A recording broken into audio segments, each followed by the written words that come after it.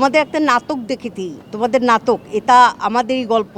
নাটক নাটক নাটক আমার কাছে এটা আমাদেরই গল্প, এই সিরিজটি একটা অন্যরকম অনেকগুলো অনুভূতির নাম। সম্মানের অনুভূতি, জনপ্রিয়তার অনুভূতি, ভালোবাসার অনুভূতি, মানে যেখানেই যাই সেটা অন্যরকমভাবে সম্মানিত করেছে আমাকে এবং আমার ধারণা আমাদের কো আর্টিস্ট সবাইকে। মানে আমি সম্প্রতি গিয়েছিলাম একেবারে পাঁচগাঁও বর্ডারের কাছে, ওখানে উপজাতি অনেকে থাকে, চাকমা থাকে, মারমা থাকে, গারোরা থাকে। তারা যে বলে যে তোমাদের একটা নাটক দেখেছি, তোমাদের নাটক, এটা আমাদেরই গল্প। নাটক নাটক নাটক, মানে আমি অবাক হয়ে গেলাম যে ওখানে পর্যন্ত মানুষরা এটা আমাদেরই গল্প দেখছে। আর সবচাইতে বেশি আনন্দের যে সব শ্রেণীর মানুষের কাছে এটা আমাদেরই গল্প তুমুল জনপ্রিয়।